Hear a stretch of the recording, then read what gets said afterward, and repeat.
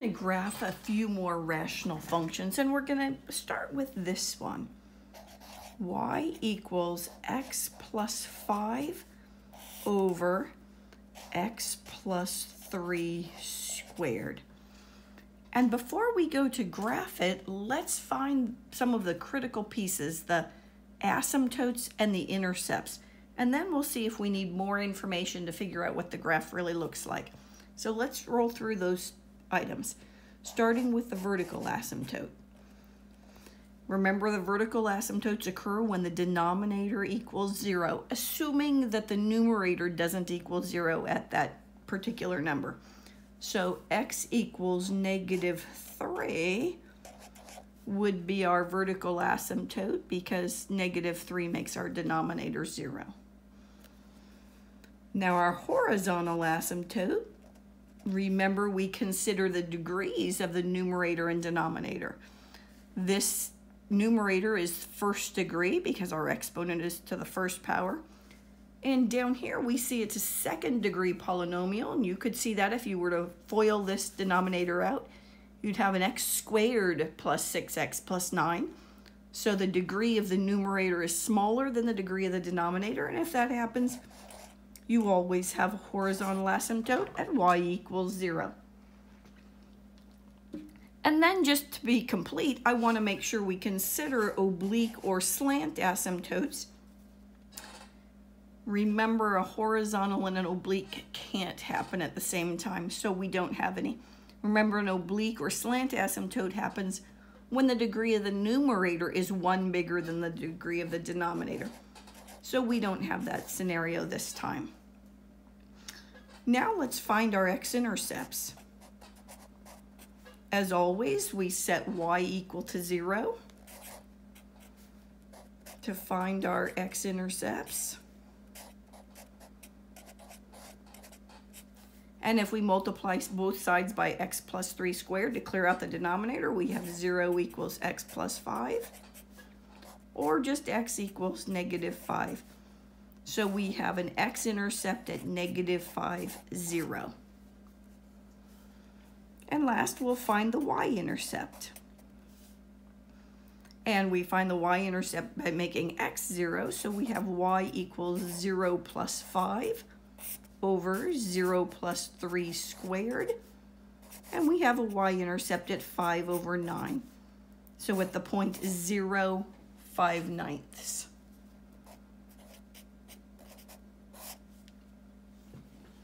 Now let's put all of that information on a grid. Can we see everything? Yeah, I guess we can. So here's my grid. I have a vertical asymptote at x equals -3, so -1, -2, -3. And I'll put my vertical asymptote in with red.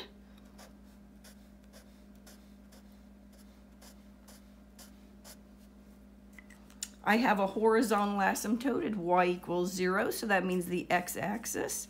Can't really see this asymptote very well. Dashed line on a solid line is hard to see. We have no oblique asymptote, but we have an x-intercept at -5, 0. So let's see, this was -3, so -4, -5. And we have a y-intercept at 5/9. So let's see, this is 1 right here.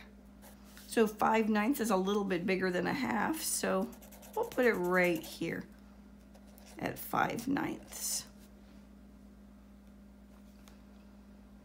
And now we need to figure out what the graph looks like, but we have quite a bit of information because we have our intercepts. And over here, we have a lack of intercept, which is actually helpful. To the vertical asymptotes chop up our graph into different pieces. So I need to figure out what the graph looks like to the right of -3 and to the left of -3. To the right of -3, the graph would either need to be above the x-axis or below because it cannot cross. But we already have a point up here. So we know the graph must exist above the x-axis, and it needs to approach the axes, approach the asymptotes.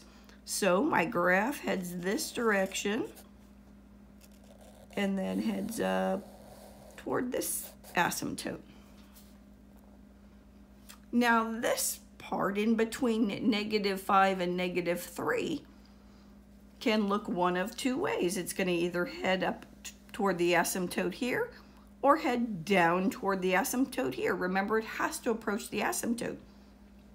So you can just pick an extra point, like between -5 and -3, you could choose -4 and substitute it into the expression. And what I care about is whether -4 makes this positive or negative. I don't really even care with my rough sketch what the value is. So if I put -4 into that expression, I would have, I'll just do it here on my scratch paper, -4 plus 5 over -4 plus 3 squared. That's positive. This is a number being squared, so that would be a positive. Positive over a positive is positive. So at -4, there's a positive value. So we know our graph must go this direction. Now, to the left of -5, here's what I need to know. Does the graph cross and approach the asymptote from below? Or just does it touch -5 and go up a little bit and then come back down?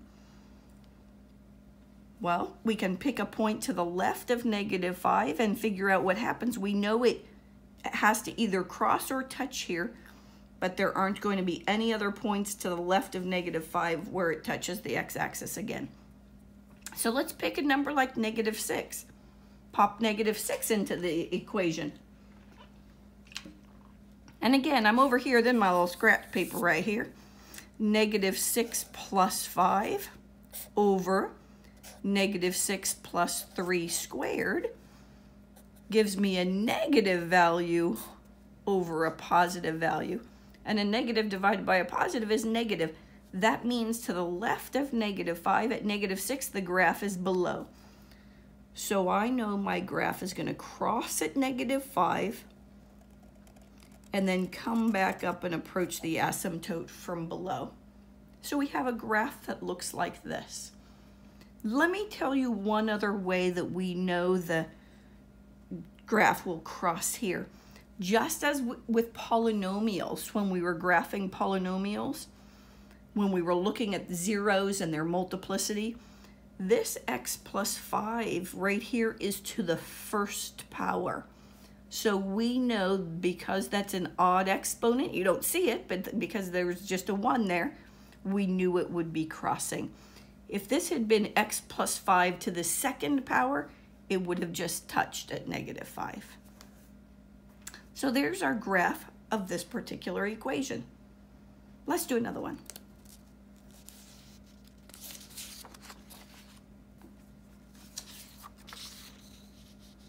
We'll graph f of x equals x squared plus 3x minus 10 over x squared plus 8x plus 15. Well, we need to find the asymptote, so let's do that. I'm going to factor the denominator, and I might as well factor the numerator at the same time. So I have x plus 5 times x minus 2 in the numerator, and in the denominator I have x plus 5 times x plus 3. And take care, now we see that we have a common factor in the numerator and denominator. So at a glance, sometimes people believe there are going to be 2 vertical asymptotes, but in fact there is not, because this x plus 5 will cancel. So our function is actually equivalent to this. Let me do the canceling. So we have f of x equals x minus 2 over x plus 3, with a very important detail that x can't be -5. You know -5 is not in the domain of the original function. So we need to put that in right here. X can't be -5. What that means is at -5, there will be a hole. The graph doesn't exist there. But now we can just look at this particular function. This is the function we're going to focus on, and just keep this in mind when we get to the end. So let's roll through our asymptotes and our intercepts. Vertical asymptote happens when the denominator equals 0, so at x equals -3. Our horizontal asymptote this time will take care because the degree of the numerator and the degree of the denominator are the same. They're both to the first power. This is a first degree, this is a first degree. So we look at their coefficients. The coefficient of this x is a 1. The coefficient of this x is a 1. So the ratio of those coefficients tells us our horizontal asymptote. So our horizontal asymptote is at y equals 1/1 or just 1. And because we have a horizontal asymptote, we don't have an oblique or slant. Then we move on to x-intercepts. We find our x-intercept by setting y equal to 0. So we're solving this equation. Multiply both sides by x plus 3, and now we're solving this equation. So we have an x-intercept at 2. Now our y-intercept, I'll squeeze in down here, is what we get when we make x 0. So we can do this in our head, I think. We have 0 minus 2 over 0 plus 3. So we would have y equals -2/3, or specifically the point 0, -2/3. So let's put all of this information, if I can move that up just a little bit so we can see it. We'll put all of this information on our graph.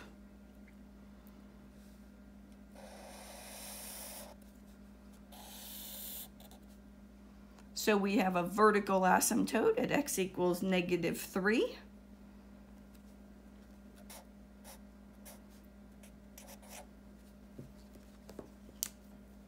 So let's put that one in. And this time we have a horizontal asymptote at y equals 1.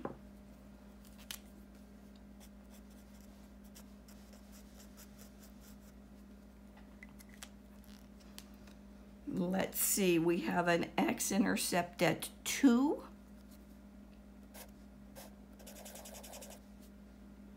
And a y-intercept at -2/3. -2/3. And now we can draw our graph. To the right of -3, we know the graph needs to exist down here because we already have a couple of points. So if I have my graph go through those 2 points, it would need to approach this asymptote. And over here, it's going to come down and approach this asymptote. It can't turn around and cross because we have no more x-intercepts. To the left of -3, the graph can't exist down here because we have no x-intercepts. The absence of intercepts is actually pretty helpful. So I know the graph must exist up here. Now I do have a hole at -5. Let's draw that in and take care. So when I draw my graph, I'm going to make sure I have a hole right here. And it looks something like that. Now there are other details you could fill in depending on how precise the graph needed to be. If we needed to know exactly where that hole was, we could substitute the -5 into this equation and you would have the y value and you would know where the hole is. The other thing that I didn't address is the fact that a graph actually can cross a horizontal asymptote, as you saw in this first example, but on this one we could tell because it was the horizontal asymptote was the x-axis and we knew we had an intercept. Here, how do we know it doesn't cross? Because I drew it as if it didn't cross. How do we know? Well, we can confirm that it doesn't cross this way. If the graph were to cross this line y equals 1, there would need to be a point on the graph where the y value equaled 1. So let's just test to see if there is any place on this curve where the y value equals 1. So here's our test to see if the graph crosses the horizontal the graph crosses the horizontal asymptote.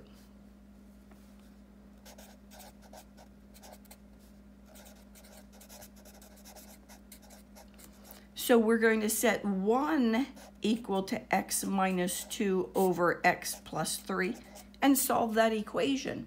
When you multiply both sides by x plus 3 to clear out the fraction,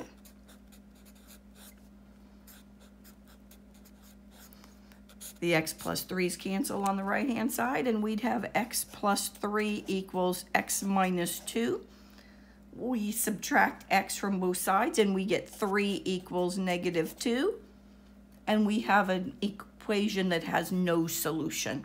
So there is no place on this graph where the graph crosses the line y equals 1. So it does not cross the horizontal asymptote. So we have a fairly accurate representation of this function. Let's do one more. And we'll make it be this one. Y equals x squared plus 2x minus 3 over x minus 2. Now again, we're going to roll through our asymptotes and intercepts. Let me confirm that x minus 2 isn't a factor in the numerator. You can probably already tell just based on that number, but let's factor the numerator and really confirm. We have x plus 3 times x minus 1 over x minus 2. Definitely no common factor, so we're not going to have a whole as we did in the previous example. But let's figure out where our asymptotes are. Starting with our vertical asymptote. It's where the denominator equals 0. That would be at at positive 2. So at x equals 2. Our horizontal asymptote occurs if the degree of the numerator is smaller than the degree of the denominator, or if the degrees are the same, and that is not the case for this problem. So we have no horizontal asymptote.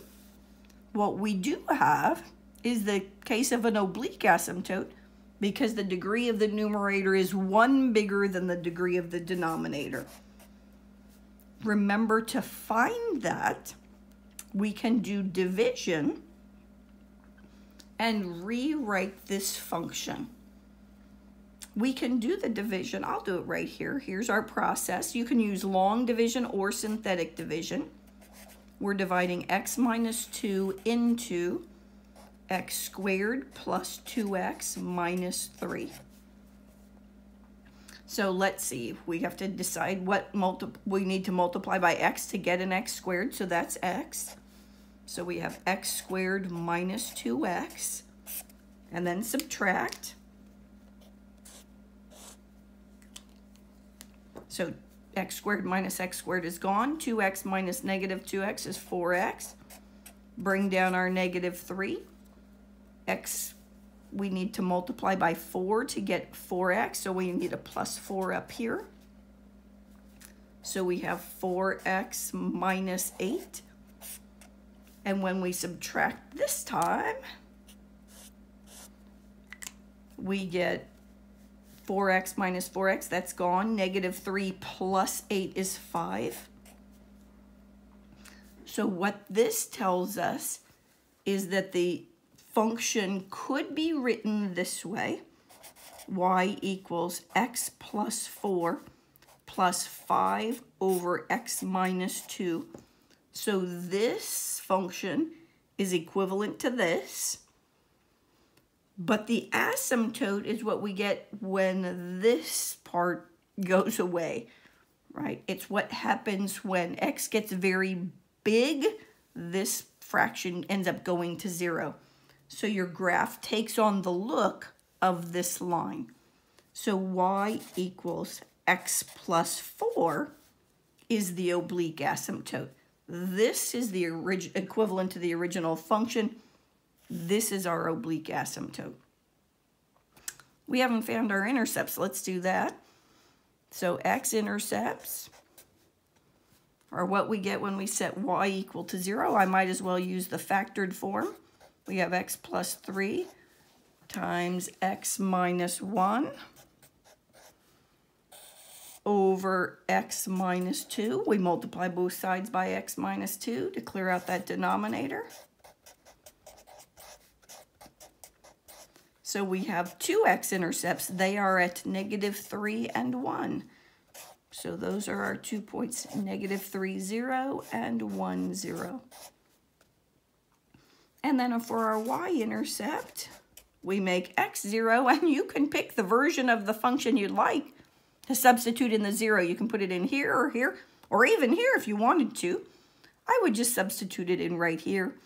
We'd have y equals 0 squared plus 2 times 0 minus 3 over 0 minus 2. That's -3 over -2, which is just +3/2. So we have a y-intercept at 3/2. So let's just grab another piece of paper and get all this information on our graph. So we'll put our graph right here.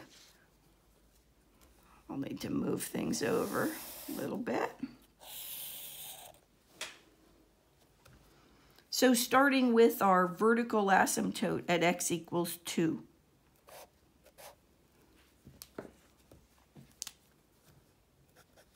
Right here. And that's at 2. We have no horizontal asymptote, but we have a slant or oblique asymptote at y equals x plus 4. So let's put that in.